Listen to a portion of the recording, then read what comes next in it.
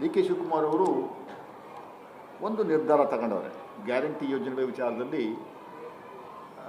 ಕೆಲವು ಕಡೆ ಅದು ಮಿಸ್ಯೂಸ್ ಆಗ್ತಾ ಇದೆ, ಆ ಯೋಜನೆನೇ ಮಿಸ್ಯೂಸ್ ಆಗ್ತಾ ಇದೆ ಅನ್ನುವಂಥದ್ದು ಕಂಡು ಬಂದಿದೆ, ದಾಖಲೆಗಳ ಸಮೇತ ಇದೆ. ಉದಾಹರಣೆಗೆ ಮಹಾರಾಷ್ಟ್ರದಿಂದ ಬೆಳಗಾಂವರೆಗೂ ದುಡ್ಡು ಕೊಟ್ಬಿಟ್ಟು ಅವ್ರ ಬಸ್ಸಲ್ಲಿ ಬಂದು ಅಲ್ಲಿ ಇಳಿದ್ಬಿಟ್ಟು ನಮ್ಮ ಬಸ್ಸಲ್ಲಿ ಹತ್ಕೊಂತಾರೆ.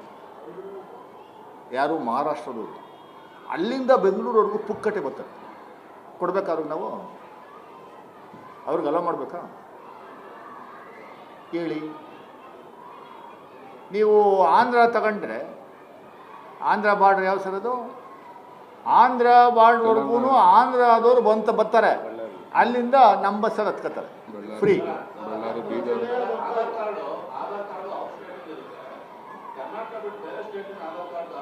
ಮಾಡ್ಕೊಂತಾರೆ, ಮಾಡಿರ್ತಾರೆ, ಕೆಲವು ಕಡೆ ಆಧಾರ್ ಚೆಕ್ ಮಾಡಲ್ಲ, ಹಂಗೆ ಬರ್ತಾರೆ, ಪ್ರಯಾಣ ಮಾಡ್ತಾರೆ.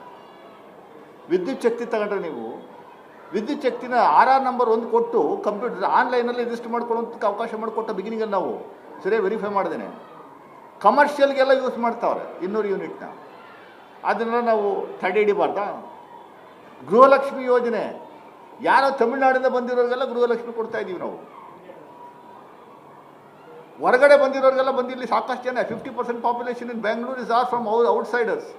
ಅವ್ರಿಗೆಲ್ಲ 2,000 ರೂಪಾಯಿ ಪುಕ್ಕಟೆ ಕೊಡ್ತೀವಿ. ನಮ್ಮವ್ರಿಗೆ ಕೊಡ್ಬೇಕಾ ಬೇಡವಾ? ಅದನ್ನು ವೆರಿಫಿಕೇಷನ್ಸ್ಗೋಸ್ಕರ ಇನ್ನೊಂದು ಫಾರ್ಮ್ ಕೊಡಿ ಅಂದರೆ ಯಾವ ಕೆಲವರು ಒಂದಿಬ್ಬರು ಹೇಳಿದ್ದ ನಾವು ಅದನ್ನೇ ದೊಡ್ಡದಾಗಿ ವಿಂಬಿಸುವಂಥ ಕೆಲಸ ಮಾಡಿಬಿಟ್ರೆ. SIRಗೀಗ ನೀವು ಪೂರ್ತಿ ಪ್ರಮಾಣದಲ್ಲಿ ನೀವು ವೋಟರ್ ಲಿಸ್ಟಲ್ಲಿ ನಿಮ್ಮ ಹೆಸರು ಇದ್ದಿದ್ದನ್ನು ಕೂಡ ಎನುಮರೇಷನ್ ಫಾರ್ಮ್ ಕೊಟ್ಟು ಇನ್ನೊಂದು ಸರಿ ಎಲ್ಲ ದಾಖಲೆಗಳನ್ನ ಕೊಡಬೇಕು ಅಂತ ಎಲೆಕ್ಷನ್ ಕಮಿಷನ್ ಮತ್ತು ಸೆಂಟ್ರಲ್ ಗೌರ್ಮೆಂಟ್ನವ್ರು ತಂದ್ರಲ್ಲ ಕಾನೂನು. ಅವಾಗ ಯಾಕೆ ಇವ್ರು ಬಾಯಿ ಬಿಡ್ಕೊತಾ ಇರಲಿಲ್ಲ?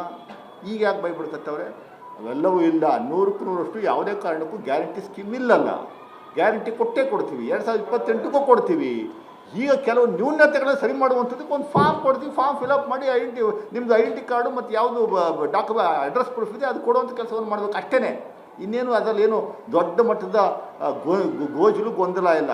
BJPಯವರು ಗ್ಯಾರಂಟಿ ಬಗ್ಗೆ ಮಾತಾಡುವಂಥದ್ದಕ್ಕೆ ನಿಮ್ಮ ನೈತಿಕತೆಯೇ ಇಲ್ಲ. You don't have any morality at all because you are against guarantee schemes ಕರ್ನಾಟಕದಲ್ಲಿ.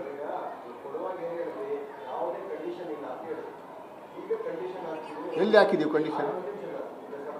ಅಲ್ಲ, ಯಾವ ಕಂಡೀಷನ್ ಅಂತ ಹೇಳಿ ದಯಮಾಡಿ. ಹಂಗಾರೆ ಸತ್ತೋಗಿರೋದನ್ನ ಹಂಗೆ ಉಳಿಸ್ ಆಯಿತು ಸರ್, ಅರ್ಥ ಆಯ್ತು ಸರ್ ನಿಮ್ಗೆ ಕೇಳೋ ಪ್ರಶ್ನೆ. ಅಲ್ಲ ಸರ್, ನೀವು ಕೇಳ್ತಾ ಇರುವಂಥ ಪ್ರಶ್ನೆ ನನಗೆ ಅರ್ಥ ಆಗ್ತಾಯಿಲ್ಲ. ಈ ಏನು ಕಂಡೀಷನ್ ಹಾಕಿದ್ದೀವಿ ನಾವು? ಸತ್ತೋಗಿರೋದು ಕೊಡಬೇಕಾ? ಅಲ್ಲ, ನೀವು ಹೇಳೋ ಪ್ರಕಾರ ಸತ್ತೋಗಿರೋದು ಕೊಡಿ ಅಂತಾನ? ಹೌದು ಹೌದು ಹೌದು, ಅದನ್ನೇ ಮಾಡಿದ್ದೀವಿ, ಅದನ್ನೇ ಮಾಡ್ತಾ ಇದ್ದೀವಿ. ಇನ್ನೇನು ಮಾಡ್ತಾ ಇದ್ವಿ ಈಗ? ಅದ್ರಲ್ಲಿ 50% ಇಟ್ಕೊಂಡು ಕೊಡ್ತಾ ಇದ್ದೀವಿ. ನಾವು ಈಗ ಕೊಡ್ತಾ ಇರುವಂಥದ್ದು ಸತ್ತೋಗಿರೋರು ಯಾರಿದ್ದಾರೆ ಅವ್ರು ತೆಗಿಬೇಕಾ ಬೇಡವಾ? ಅವ್ರನ್ನ ತೆಗೆದ್ಬಿಟ್ಟು ಇನ್ಯಾರು ದೊಡ್ಡವರಿದ್ದಾರೆ ಅವ್ರಿಗೆ ಕೊಡಬೇಕಾ ಬೇಡವಾ?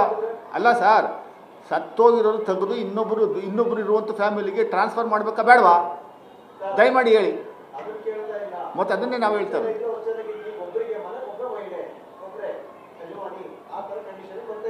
ಅಲ್ಲ, ನಾವು ಮನೇಲಿರೋ ಮಹಿಳೆಯರಿಗೆಲ್ಲ ಕೊಡ್ತಿರ್ಲಿಲ್ಲ, ಒಬ್ರಿಗೇನೆ. ಅರ್ಥ ಮಾಡ್ಕೊಳ್ಳಿ ದಯಮಾಡಿ. ಗೃಹಲಕ್ಷ್ಮಿ ಅಲ್ವಾ, ಒಬ್ಬರಿಗೇನೆ. ಮನೇಲಿ 4 ಜನ ಹೆಣ್ಮಕ್ಳು 4 ಜನ ಹೆಣ್ಮಕ್ಳು ಕೊಡ್ತಿರಲಿಲ್ಲ. ಅದೇ ಅರ್ಥ ಮಾಡ್ಕೊಂಡಿಲ್ಲ. ನಾವೇನು ಮಾಡೋದು? ಸರ್,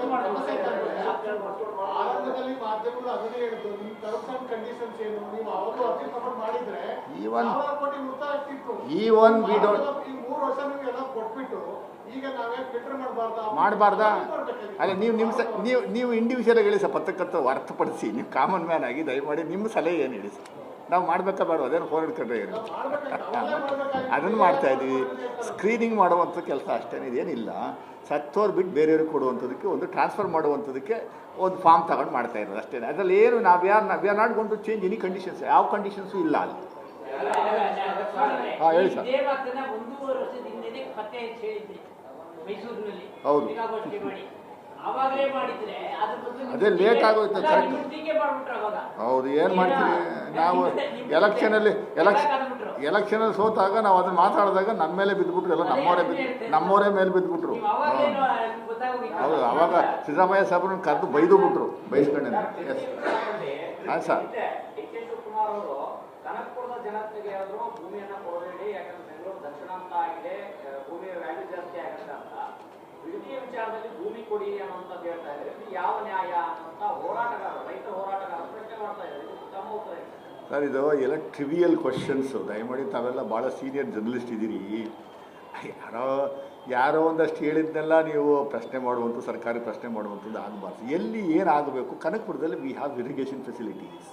ಅಲ್ಲಿ ಒಂದು ಟೌನ್ಶಿಪ್ ಮಾಡುವಂಥದ್ದಕ್ಕೆ ಏನಾದರೂ ನಿರ್ಧಾರ ತಗೊಂಡ್ರೆ ಅಲ್ಲೂ ಟೌನ್ಶಿಪ್ ಮಾಡುವಂಥ ಕೆಲಸವನ್ನು ಮಾಡ್ತೀವಿ. ಕನಕಪುರದಲ್ಲಿ ಡಿ ಕೆ ಶಿವಕುಮಾರ್ ಯಾವಾಗಲೂ ಏನೋ ಒಂದು ಹೇಳಿದ್ದನ್ನು ಅದನ್ನೇ ಇಟ್ಕೊಂಡು ಅದಕ್ಕಿದು ಕಂಪೇರ್ ಮಾಡ್ಕೊಂಡು ಅದಕ್ಕೆ ಕಂಪೇರ್ ಮಾಡುವಂಥದ್ದು ವ್ಯವಸ್ಥೆ ಮಾಡಿದ್ರೆ ಟೌನ್ಶಿಪ್ಪು ಬೇಕಾ ಬೇಡವಾ, ಡಿಕಂಜೆಷನ್ ಆಫ್ ದಿ ಸಿಟಿನ ಮಾಡಬೇಕಾ ಬೇಡವಾ ಅಂತ ನೀವೇ ಹೇಳಿ ಸರ್, ಪತ್ರಕರ್ತರು ದಯಮಾಡಿ. Whether you are facing active problems in Bengaluru city are not. ಇನ್ನೊಂದು 5-6 ವರ್ಷ ಹೋದರೆ Bengaluru gonna become dead city. ನಾನು ಕೆಂಗೇರಿಯಿಂದ ಇಲ್ಲಿಗೆ ಬರೋದಕ್ಕೆ it took 2 hours for me. 2 hours such a traffic jam ಆಗೋದೇ ಇಲ್ಲ. ನೀವು ಅದನ್ನು ಹೆಂಗೆ ಏನಾದರೂ ಮಾಡಬೇಕಲ್ಲ ಸರ್, ಯಾವುದಾದ್ರೂ ಒಂದು ಗೌರ್ಮೆಂಟ್ ಮಾಡಲೇಬೇಕಲ್ಲ. ಒಬ್ರಿಗೆ ಅನುಕೂಲ ಆಗ್ಬೋದು, ಇನ್ನೊಬ್ರಿಗೆ ಅನಾನುಕೂಲ ಆಗ್ಬೋದು. ಇಲ್ಲಾಂದರೆ Bengaluru it is going to become worse then Calcutta is now ಸಿಕ್ಕಾಪಟ್ಟೆ ಸುಧಾರಣೆ ಆಗಿದೆ. ಕಲ್ಕತ್ತಾ ಟ್ರಾಫಿಕ್ ಅಷ್ಟು ಜಾಮ್ ಇಲ್ಲ. ಎಲ್ಲಿ ನಿಂತ್ಕೊತೀವಿ, ಎಲ್ಲಿ ಹೋಗ್ತೀವಿ ಅಂತ 10-15 ವರ್ಷದ ಹಿಂದೆ ನೋಡಿದ್ರೆ ನೋಡ್ತಿದ್ದೀರಿ ನೀವು. ಒಂದು ಕಡೆ ಜಾಮ್ ಆಗ್ಬಿಟ್ರೆ ವೆಹಿಕಲ್ ಬಿಟ್ಬಿಟ್ಟು ಹೊಟ್ಟೋಗೋರಂತೆ ಊಟಕ್ಕೆ, ಆಮೇಲೆಲ್ಲ ಮುಗಿಸ್ಕೊಂಡು 2 hours 3 hours ಆದಮೇಲೆ ಬಂದು ವೆಹಿಕಲ್ ತೊಗೊಂಡು ಹೋಗೋರಂತೆ. ಟ್ರಾಫಿಕ್ ಕ್ಲಿಯರೇ ಆಗ್ತಿಲ್ಲ. ಆ ಥರ ಸಮಸ್ಯೆ ಬೆಂಗಳೂರಲ್ಲಿ ಆಗ್ತಾಯಿದೆ. ಅದಕ್ಕೆ ಮಾಡಿದ್ದಾರೆ, ಇಡೀ ದೇಶದಲ್ಲೇ ಮಾಡಿದ್ದಾರೆ. ನಾನು ಹೇಳಿದ್ನಲ್ಲ, ಒಟ್ಟು 200 ಟೌನ್ಶಿಪ್ ಮಾಡಿದ್ದಾರೆ 10 ವರ್ಷದಲ್ಲಿ. ಅಲ್ಲ ಸರ್, ಮೋದಿ ಯೋಜನೆನೇ ಇದೆಯಲ್ಲ, ಆ ಮೋದಿ ಯೋಜನೆನೇ ಇದು ಪರ್ಟಿಕ್ಯುಲರ್ ಟೌನ್ಶಿಪ್ ಮಾಡಬೇಕು ಅಂತ, ಇಂಟಿಗ್ರೇಟೆಡ್ ಟೌನ್ಶಿಪ್ ಮಾಡಬೇಕು ಅಂತಲೇ ಇರೋದು. ನಾವು ಮೋದಿ ಯೋಜನೆ ನೋಡ್ಕೊಂಡು ಮಾಡ್ತಾ ಇಲ್ಲ. ಬಟ್ ಇದನ್ನು ಮೂಟ್ ಮಾಡಿದ್ದೆ ಅವರು BJP-ಯವರು ಮತ್ತು JDS-ನವರು. ನೀವು ಮಾತಾಡ್ತೀವಿ. ಸ್ಮಾರ್ಟ್ ಸಿಟಿ ಬೇಡ ಸ್ಮಾರ್ಟ್ ಸಿಟಿ ಕಾನ್ಸೆಪ್ಟೇ ಅವ್ರದ್ದಲ್ಲ ಸರ್. Thank you sir. ಇನ್ನೇನಾದರೂ ಇದೆಯಾ ಸರ್? ಸರ್, ಈಗ KGF ಕಡೆಯಿಂದ ಸುಮಾರು ಜನ ಬರ್ತಾರೆ ಬೆಂಗಳೂರಿಗೆ, ಯಾಕಂದರೆ ಅವ್ರಿಗೆ ಅಲ್ಲಿ ಕೆಲಸ ಇದೆ.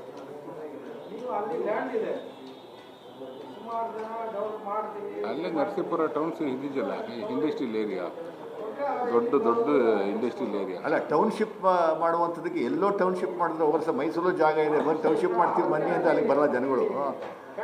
ಅಲ್ಲಿ ಬಿಡದಿ ಹತ್ರ ಇಂಡಸ್ಟ್ರಿಗಳು ಜಾಸ್ತಿ ಇದ್ದಾವೆ. ಅವ್ರಿಗೆ ಅವ್ರ ಪಕ್ಕದಲ್ಲೇ ಟೌನ್ಶಿಪ್ ಬೇಕು ಅನ್ನುವಂಥದ್ದು ಅವ್ರ ಬಯಕೆ. ನಾವು ಎಲ್ಲೋ ಟೌನ್ಶಿಪ್ ಮಾಡ್ತೀವಿ, ಮೈಸೂರಲ್ಲೆಲ್ಲ ಆ ಕಡೆ ಬೆಳವಾಡಿ ಕಡೆ ಸಾವಿರಾರು ಎಕರೆ ಜಾಗ ಇದೆ, ಅಲ್ಲಿ ಟೌನ್ಶಿಪ್ ಮಾಡ್ತೀವಿ ಬಂದು ತಗೊಂಡಿದ್ರೆ ಬರ್ತಾರಾ? ಬರಲ್ಲ. ಅವ್ರಿಗೆಲ್ಲ ಅನುಕೂಲ ಆಗಬೇಕು ಅಲ್ಲಿ ಅನುಕೂಲ ಮಾಡಿಕೊಡುವಂಥ ಕೆಲಸವನ್ನು ಮಾಡುವಂಥದ್ದೇ ಸರ್ಕಾರದ ಜವಾಬ್ದಾರಿ ಅದು.